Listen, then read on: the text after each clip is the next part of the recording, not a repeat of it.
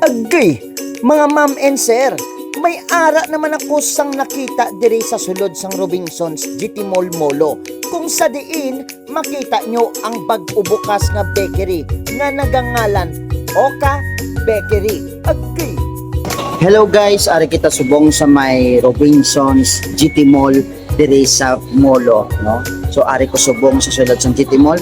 So ari man ko subong sa may tubang sang Oka Bakery. So sudlan natin ang Oka Bakery kay amo ni sa subong ang bag-o diri sa sulod sang GT Mall Molo.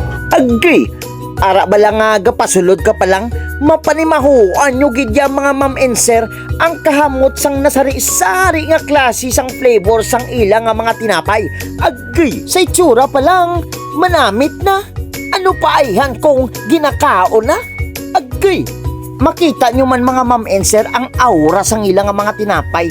Tamaan gidya kayo Nick. Kag kung inyo makita, may nasari-sari nga mga shape ang ilang nga tinapay. May ara mga circle, oblong, square, triangle, rectangle, palaba, lipot, may taas kag nubo. Agay, gani mga ma'am and sir, kadto na kamo diri, tilawi.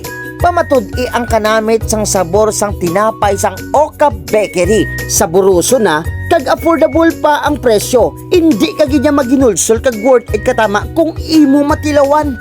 Agay, kanami pa sang pwesto. Makapungko ka pa, kag makarelax-relax.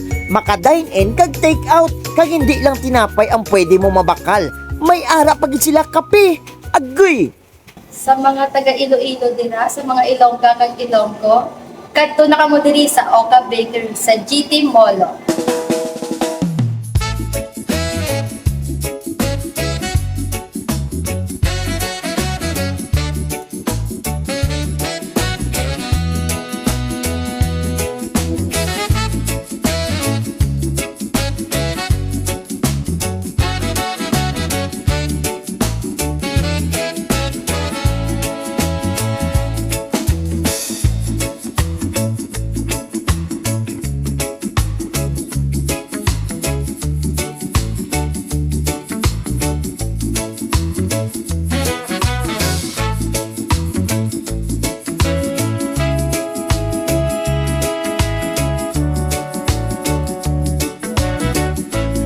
Agay, hindi nagid ko kagwanta mga ma'am and sir.